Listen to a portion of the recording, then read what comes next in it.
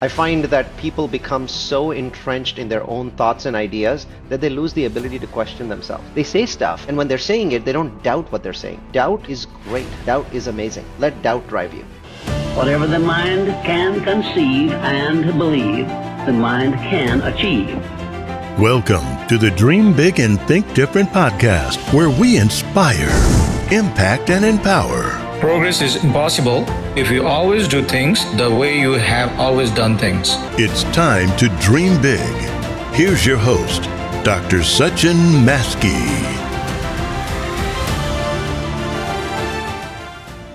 All right, welcome to another episode of Dream Big and Think Different podcast, where our mission to inspire, impact, and empower millions of people. I'm your host, Dr. Sachin Maskey, and today we have a very special guest, and I'm excited as another dreamer, Neal Bawa, all the way from California, and has a very inspiring and exciting story we all need to hear and learn from him.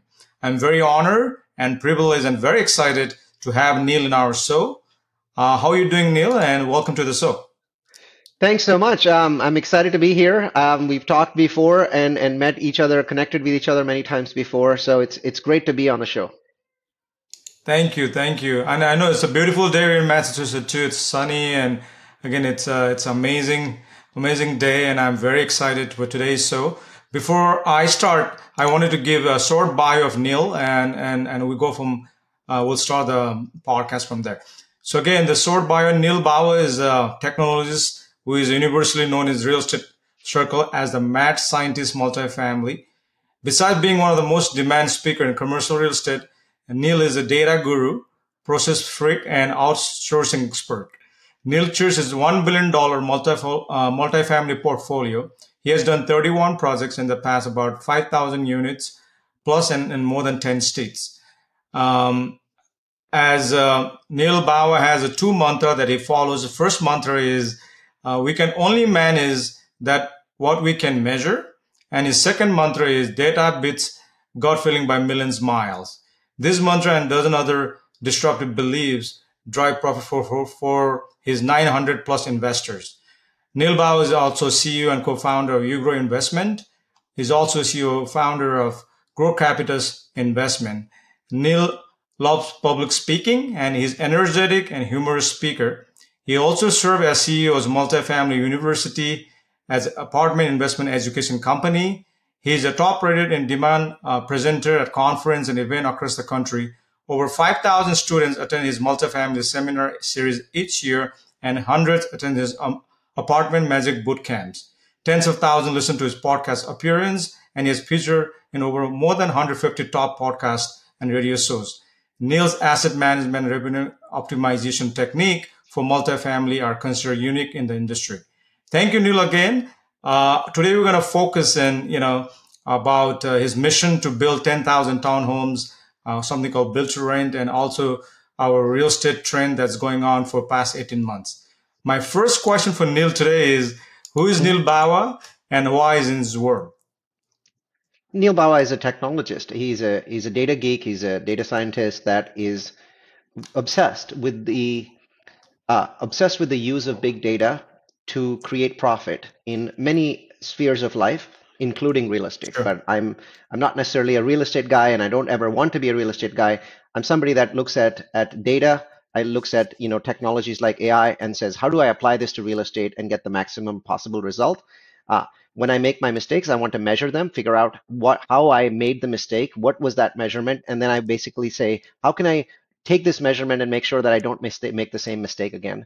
So, as I said, data beats gut feel by a million miles, and you can only manage what you can measure. Sure, definitely. I totally agree with that. And before I go further, I just wanted to podcast is always dreaming big and thinking different.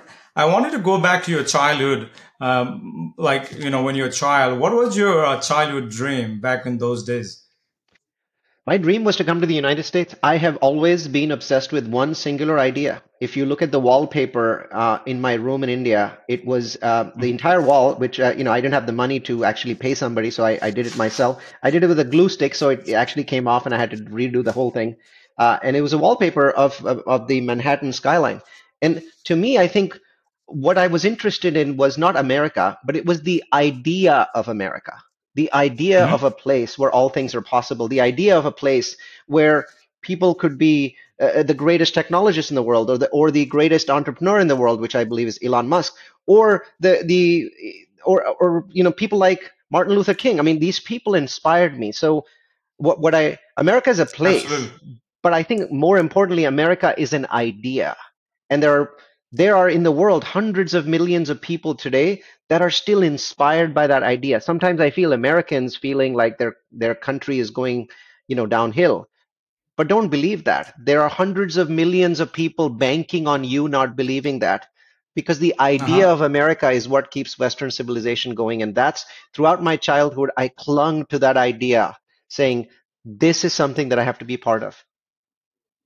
Absolutely.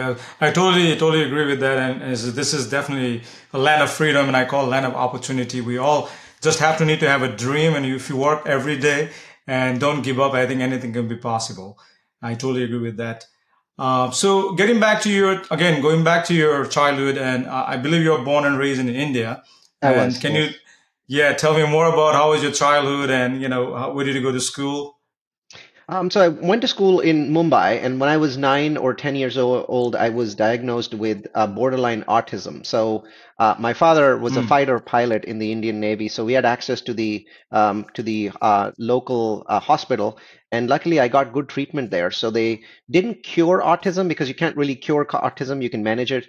Um, and so they Yep. diagnosed me as somebody who sees the world in numbers. So like when I am sitting anywhere, when I'm walking, when I'm lying down, I just see numbers everywhere.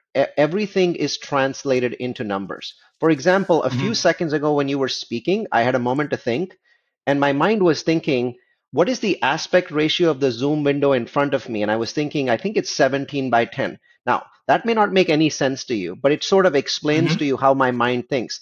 I take everything Wow. that I see and everything that I think, and it translated into a bunch of numbers.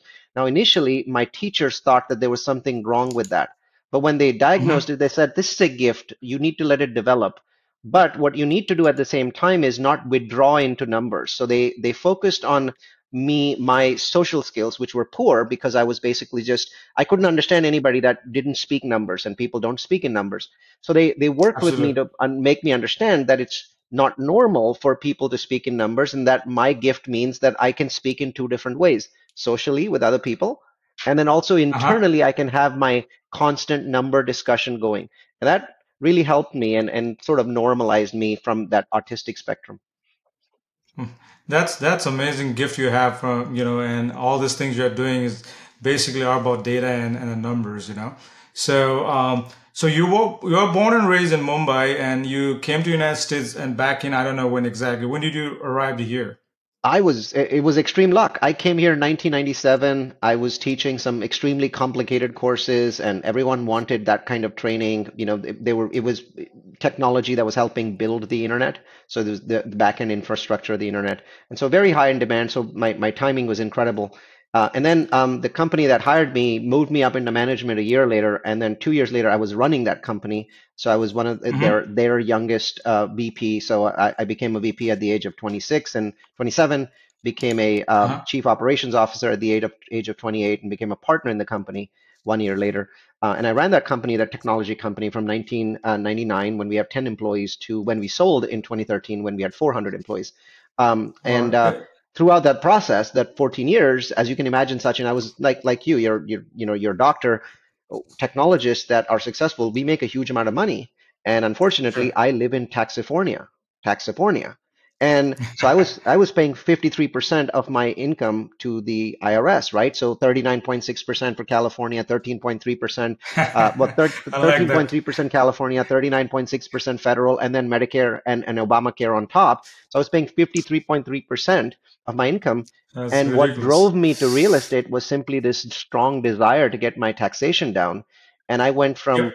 a year where I actually paid 53.3% of my income in taxes, and it was so painful to do that. I felt like I was working for the IRS, um, to a year where I paid no taxes and I made three times as much money, and I did it completely legally. And Absolutely. once a person like me that's math based gets this through their head, I mean, their life changes. Yeah, I really like the few things you just said about taxes, and I was under like same thing in Redder, and as you rightly said, yeah, it's more than 50% of your money goes to working 2 hours every day for Uncle Sam. Yeah. So yeah, so fast forward, you have achieved so much in real estate. I wanted to start with your journey in real estate. Why did you choose real estate? And you were just mentioned about tax, but why and how did you get started in real estate? Simply because I couldn't find anybody else in real estate doing what I was doing. So, as you know, there are many very data-driven people in real estate. People use spreadsheets and they use underwriting tools and they use all kinds of stuff to, get to those results. And I commend that, right? I think that's something that's wonderful and should be done. Here's what I didn't see people doing in real estate. So I would see people that would live in Houston, and so they would start buying properties in Houston, and they would do all the math right on those properties and figure out which ones to buy and how much to pay for them. They were doing that really well. Now, here's the Mm-hmm. problem, though. I didn't see Mm-hmm. those people thinking outside of Houston and saying, "Hmm, is Dallas better? Is Huntsville, Alabama better? Is a small city in Idaho better?" So they weren't thinking that. They were just thinking within Houston, I'm going to buy the right stuff. And again, nothing wrong with that mindset. Pretty much everyone in the industry has this mindset. I was very curious. I was like, well, first, I want to know how many cities are there in the United States, right? And the answer is there's over 3,000 towns in the United States, and there's 323 metros as tracked Mm-hmm. by Wikipedia. And then I was like, so which one is better for real estate? And somebody must have figured out that answer. And so I look online. No one's actually figured that answer out. There are some small indications that certain things are better and certain cities are better at different times, but no one had really spent a great deal of time figuring out which MSA is better. So first I was Right. like, for real estate purposes and real estate profits, what are the things that matter the most? And there were some things that people were talking about, and I was like, but which ones matter more, right? Mm-hmm. People were saying things like job growth, population growth, home price growth, income growth, crime reduction, and schools. These are sort of most popular. But it's like, okay, Right. so as a data scientist, that's not enough for me. I want to know how much weightage to apply to each. Is job growth 50%? Is it 80%? Is schools 4% or 40%, right? Which one of these works more? And so I was like, well, the only way to figure that out is to create large data sets. And I'm like, where do I get the Right. data sets? Well, I'm going to mine the Bureau of Labor Statistics website. I'm going to crash Zillow. I did crash Zillow once in 2011 and had to stay away from it because I could have gotten in trouble for that. So basically, you mine all of the sites that on the one side have real estate data and on the other side have demographics data. So the Department of Labor's website is perfect for that. Wikipedia, a bunch of other sites, citydata.com.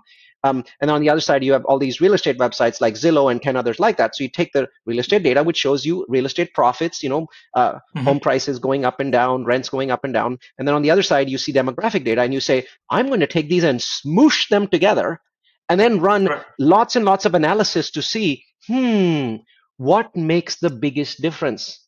And the short answer is jobs and population growth were the biggest pieces, and they were really big. And then other pieces Mm-hmm. like crime reduction and schools were much smaller than people thought. Now, this was counterintuitive. If you had asked me before running the analysis, I would have said the best schools, that's what creates real estate profit. Well, the answer is Mm-hmm. schools are very heavily tied to real estate profits when buying, building, and selling single family homes.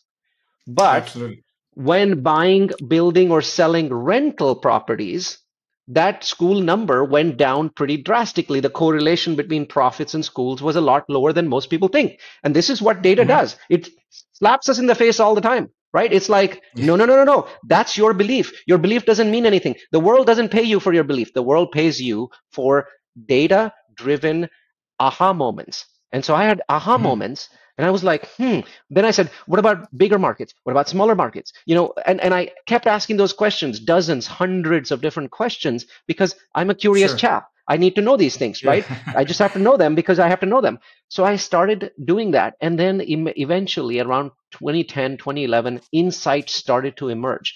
And those insights led me to create a course. First, I taught that course in the San Francisco Bay Area. I opened a meetup group inside of my technology business. So I had People would actually come from all over the Bay Area to that meetup group. I had a big conference room. I'd go there and I'd Right. teach my insights, and very geeky, dorky, nerdy, Bay Area technologists, Silicon Valley people would show up and they would share their ideas and make my stuff better. And it was really fun. No one was really a real estate guru Right. or magnate. Everyone was basically W2 technology people, right? And we were like Right. all giddy, sharing all these toys with each other, sharing spreadsheets, Perl scripts, Python scripts, all kinds of interesting stuff that's leading to this stuff.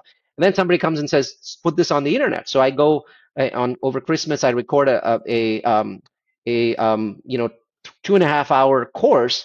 And somebody gave me really good advice, Sachin. They said, this course has to be so simple that somebody who has trouble with basic Excel can still master it, right? Yes. So I had to change my mindset, because I had to go from this is for data scientists to this is for the general public. And it took me a lot of time to basically get it down to that level.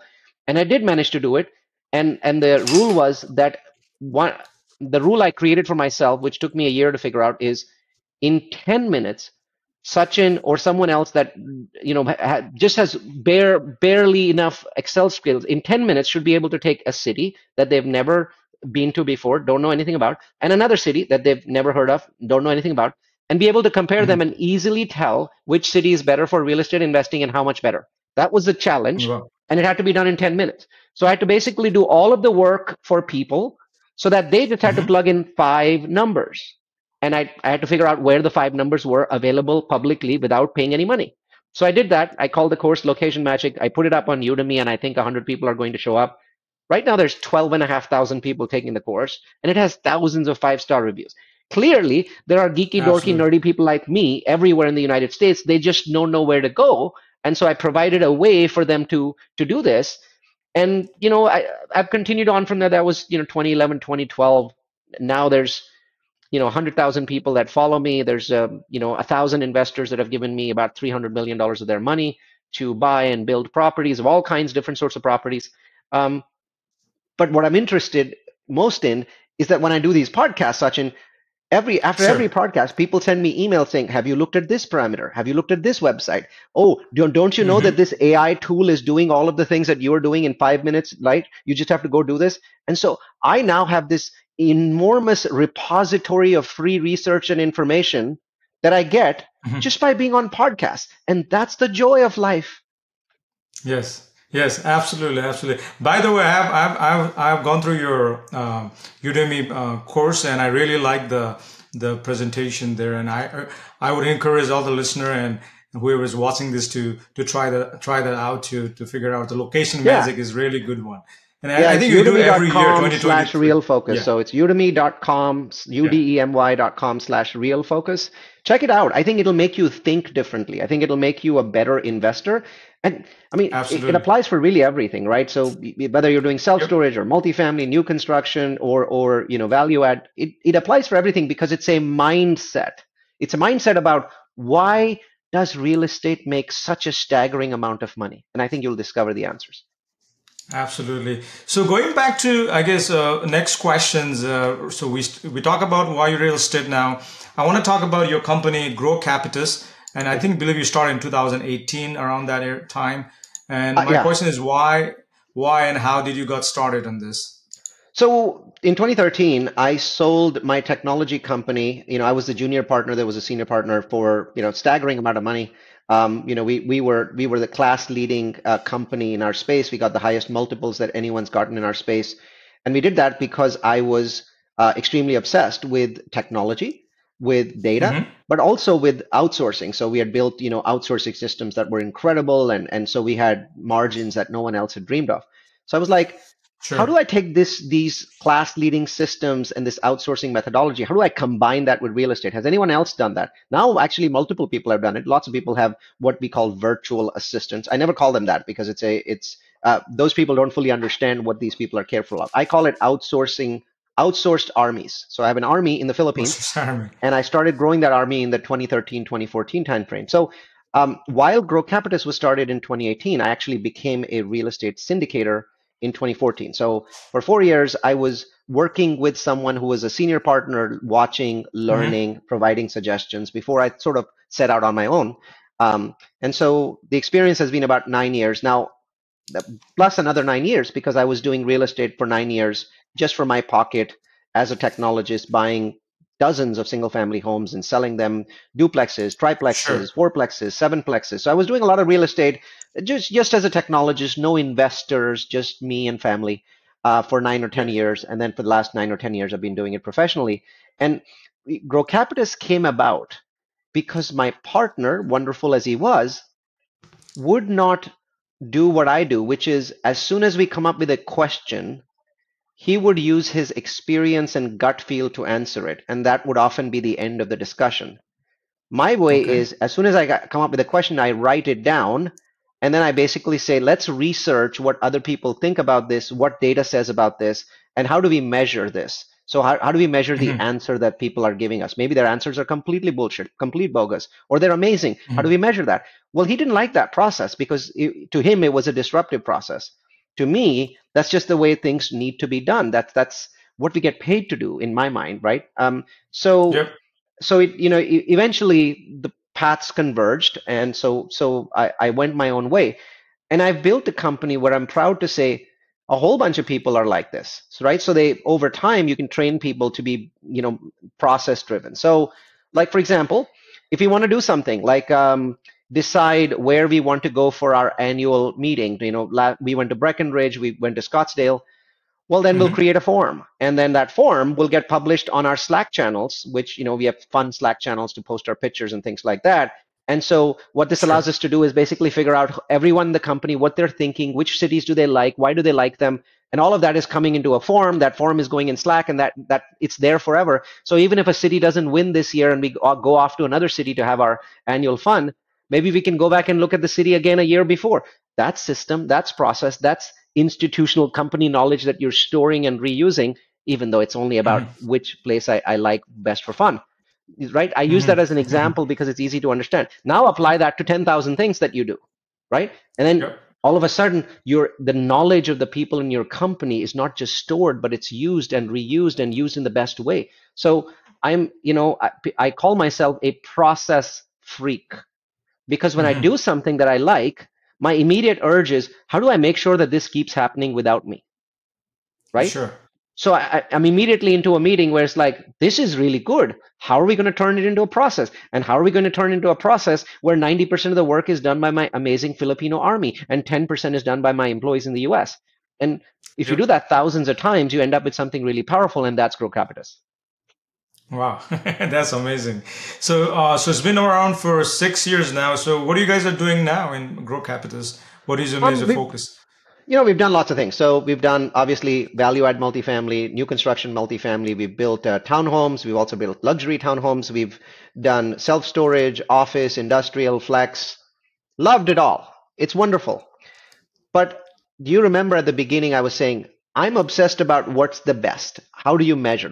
So I started Absolutely. measuring all of these asset classes and started giving them rankings on risk, reward, all of those kind of things, predictability of returns, right? Certain areas have lower predictability of returns, certain areas have higher predictability of returns. So I became obsessed with that. Mhm. It was clear to me that value add multifamily, it has a high predictability of returns, right? So I started looking for Mhm. other asset classes because there's a problem with value add multifamily. So predictability is there, which is great. Yay. I love that, right? Mhm. But here's the problem. We are not solving America's problem with value add multifamily. What do?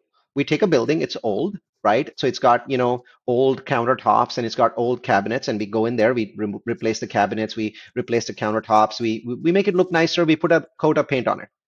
But here's the thing. Mhm. When we started, someone was living there. When we ended, someone was living there. Just We living there. didn't create anything. We didn't actually add to the total volume of American homes. We have a Mhm. 4.7 million home shortage. I actually think it's Yeah. 1.7 million. Um, and so that shortage needs to be resolved. So eventually I became dissatisfied, Sachin. I became dissatisfied because I realized I was making things better, but I wasn't fundamentally adding to the household stock of the United States. And I'm Yeah. only interested in fixing problems. I'm interested in impact investing, in profit with a purpose. And if there's no purpose, it sort of, I'm not at my best. So I decided to look for profit with a purpose, and I found it finally. And it is my mission. It is called Mission 10K. And my mission is to build 10,000 affordable townhomes This is not affordable housing. Affordable housing is a tiny apartment in a very dense multifamily property, right? Hmm. That's not affordable. That's affordable housing. I'm not interested in that. I'm interested in affordable townhomes. Why? Because I'm interested in that middle America, those 18 million families that can no longer afford to buy single family homes. And the only solution that we have produced for them is apartments. I believe there is an in between solution for those people, and that in between solution is called build to rent. Essentially, this means you build communities of 100 townhomes. They're brand new, 9-foot ceilings, granite countertops. They've got smart appliances. They've got a small backyard, a small front yard. They've got one garage. So there are definitely, it's not perfect. It's not a single family home. Doesn't have a second car garage, and the backyard's not huge.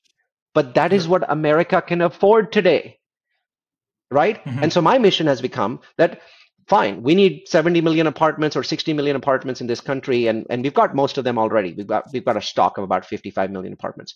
That's good. That's great. But what about the people that want more? They want more than apartments, and they know they can't go to the single family level. If they could, they've already bought one, right? That middle tier of 18 Absolutely. middle Americans, I call it middle America. And it is my mission to build housing for them that is not subsidized housing. I don't want them to live in a box. America was Hmm. always meant to shoot for the stars. And affordable Yep. housing is us saying we can't do any better. Affordable housing is we are going to put a family of 4 people and 2 dogs in a box that's 500 square feet. I Yeah. refuse to believe that that is America. To me, Yeah. America is a 1,300 square foot, 3 bed, 2.5 bath townhome. And so Right. I'm building currently 100 communities of those that are 100 units each in fast Okay. growing markets in the United States. And that's my mission, Mission 10K. And I'm basically reaching out to lots and lots of people that are active in the industry that are growing in their databases and have investor connections to invite them to do Right. this because there is no way one Neal Bawa can build 10,000 townhomes. I need $800 million of equity and $2.4 billion total to build it. I am going to hit that goal, but this is a mission, and missions cannot be driven by one man. I simply want to be part Absolutely. of this mission and start this mission and have somebody take it from me because one day I hope it'll be mission 100K. Absolutely. The reason I actually, Neil, you want to be in podcast when I heard one of our private meeting with our mastermind group, and you mentioned that 10,000 townhomes. I was like very excited and really wanted to talk to you and having the podcast. So that's a beautiful mission. You're trying to solve a big problem in this America, which you rightly said. American dream is to home ownership, and I think with your mission, we can impact millions of lives. And I really think that you're doing amazing, and good luck, and hopefully we all can be part of this. I would And love for more people to be part of it. It only works that way. So far, the feedback that I've received from people that have seen the first property that I built, it's 100% leased up, is it's radically different. The tenants tell me, Sachin, when they live in an apartment, they think of it as an apartment. When they live in my townhome community, they think of it as their home.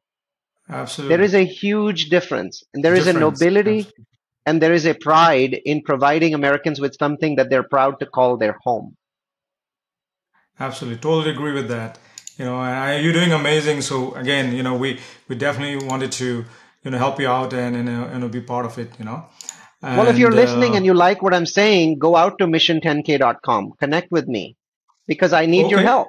Mission definitely, 1010k.com. It's very simple. Mission10k.com. You'll see some of our initial Mission 10,000 cities. You'll see some of our initial Mission 10,000 projects. You'll see one that's already built. Um, Come join with us. There's no need to that's go off and amazing. do this on your own because the best mission is where other people join with us and even build their own communities. Absolutely. So Neil, I wanted to go to the our market in the United States right now. I know we can talk this forever, but I want to do the time. I want to just focus on a few things before we end the show. What do you think about the real estate market in the past 18 months that's happening in our country? And what is your suggestion to the investors? Because a lot of people go with their again gut feeling and do not do the data like you have done some research on this. I'll simply say this. This is the most misunderstood market that I've ever been part of. Okay. 2 years ago, I Absolutely. was screaming in every podcast saying, don't invest, don't invest. It's too expensive. Don't invest. I'm not investing. I'm sitting on the sidelines. Everyone else is sitting on the sidelines. And more properties were being bought in a week then than are being bought in a month now. Everyone was buying. Wow. Everyone was investing. That didn't work out so good for people, right? Those Right. properties are in trouble or basically are not going to hit their financial goals. I'm just going to be polite today and say that many of them are actually going to default in the coming 12 months. Bottom line, though, Mhm. is today I actually see investors. Firstly, 24 months ago, I have no idea what investors were thinking. They were smoking the hopium. They were drinking the Kool-Aid. Interest rates were Yep. going up month after month, and more money was going into properties as interest rates were going up. The Mhm. peak occurred in January 2022. Inflation was already at 6%. I don't know what anyone was thinking investing in a property at 3.5 cap when inflation was at 6% in January 2022. I had no Yep. freaking idea what they were doing. Now I have no freaking idea what they're doing either because now nobody wants to invest, which makes zero sense to me. It's like, what is wrong with you? You were fine with investing when inflation was skyrocketing every single month. You were fine with paying 3.5 cap on properties that should have been 5 cap.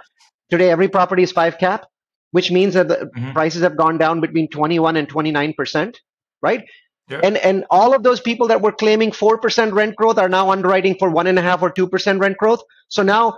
underwriting is more moderate, prices are much lower, cap rates are much higher. Um, Everyone's all of a sudden rational, and now you don't want to invest. Why? Because you've seen what happened in the last 18 months.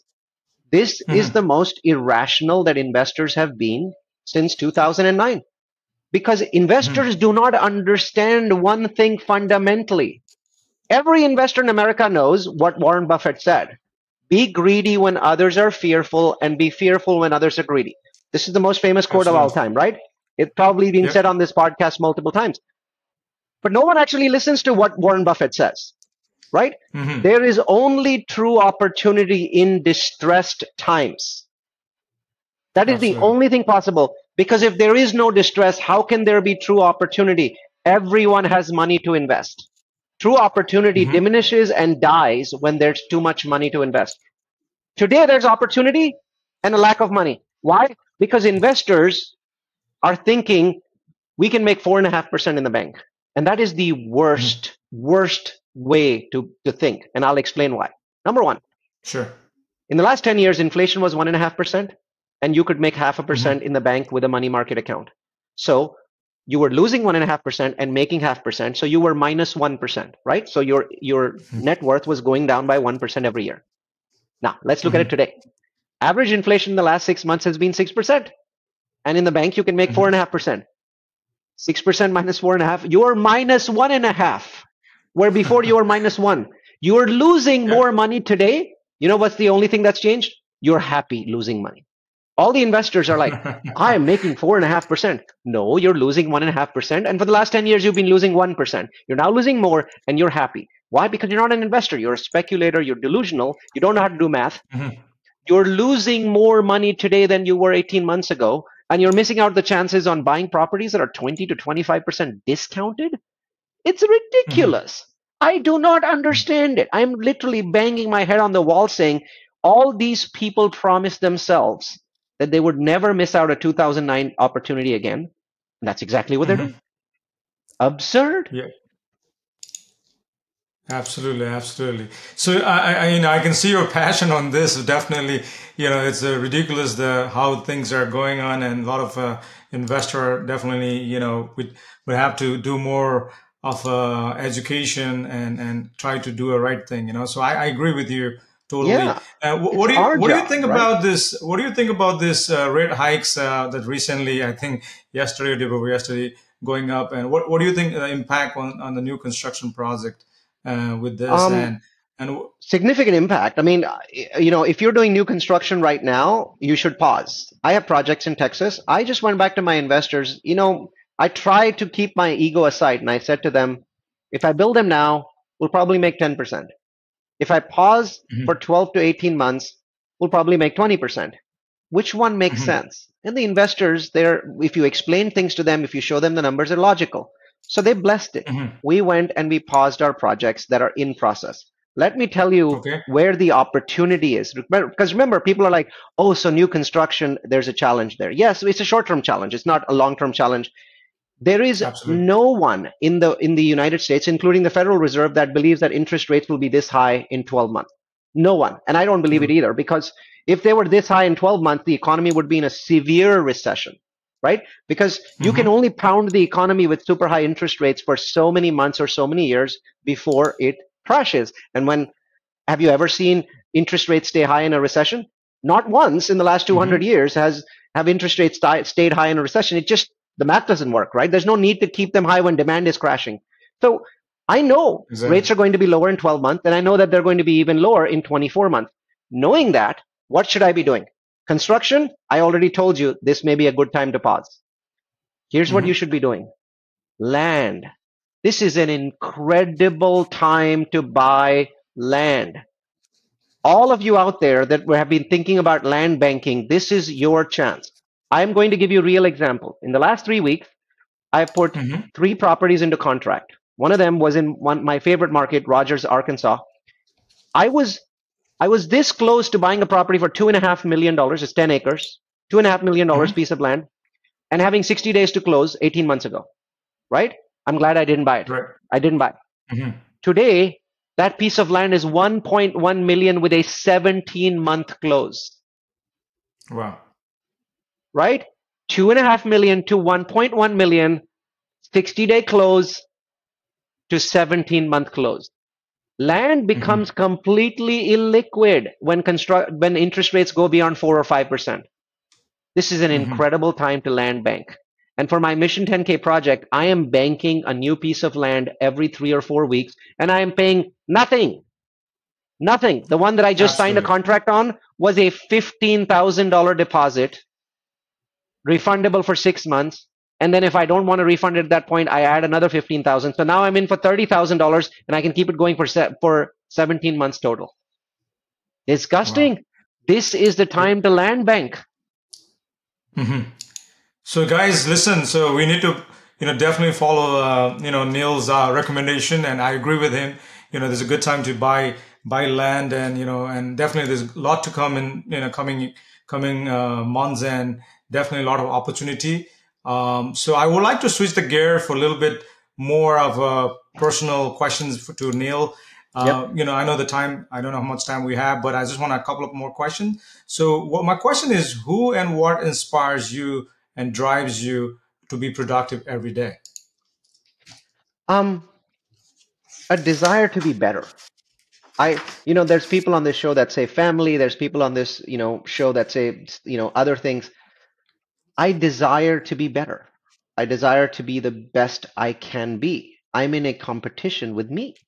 And so once I climb a level, then I'm in a competition with the guy that's just climbed that level. So now the new guy has to climb another level.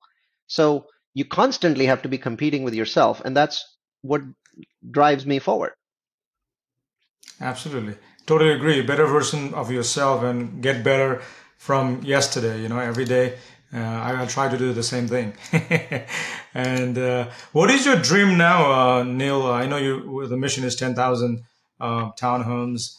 Besides that, anything else you want to share? My dream. I'm watching it come through. The world is going through a renewable energy transition. I know we're going to run out of oil and we're going to have challenges, but I am extremely excited that transition is now beginning to succeed.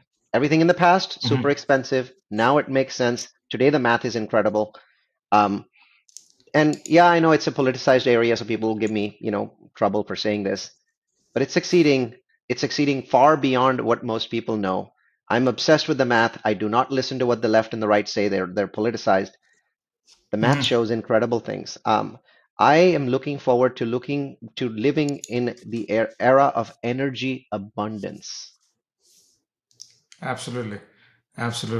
That's true, and you're right, definitely things are growing, AIs and all those things. I know you're pretty on those data things too. Because of time, we're not going to go deal on that. But what is your biggest win in your life so far, and how you define success? My ability to bounce back from when I fail.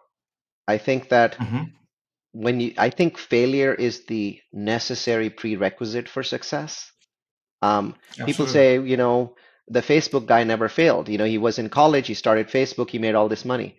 No, he failed at Facebook every day. How do you know? Hmm. He failed, he learned, he turned things around the next day. Hmm. Facebook took a total of 4 years to get to 100 million people. He had, in those 4 years, he had thousands of chances to fail and then succeed. To me, it's all about learning from your failures because I don't seem to have learned anything from my successes. Absolutely. That's totally true. And, also our famous Thomas Edison, who invented the light, he only went third grade in school and he had failed 10,000 times, and one of the century, invention in the world. We Yeah. all know that, So my last question today, Neil, for you before we leave, is where people can find you, and what is the one thing you want to share before you leave? Um, People can find me either by typing in my first and last name. I'm the only Neal Bawa on the World Wide Web, or by going to multifamilyu.com. So that's multifamily followed by the letter u.com. We publish 12 webinars a year there. I think Sachin recently saw my webinar on artificial intelligence and how it's going to change the world. I'm doing some very Yes. interesting webinars coming up. Um, and that community is, we get about 25,000 people registering for our webinars each year. So you're welcome to come there. We don't have an educational product. We don't have an upsell. We're not. There's no Absolutely. subscription. There never will be. It's just a community for people to gather and think about interesting things. And some of them are tied to real estate, but not all of them. So join us at multifamilyu.com and be part of the community. If you're interested in our projects, check out Grow Capitus. If you're interested in joining us as an equity partner, just call me or email me and we'll talk. Sure. Thank you. And what's the one thing you want to share before you leave? Was that? No. What is the one thing you Oh, want to share? Yeah. um, um, question yourself. I find that people become so entrenched in their own thoughts and ideas that they lose the ability to question themselves. They say stuff, and when they're saying it, they don't doubt what they're saying.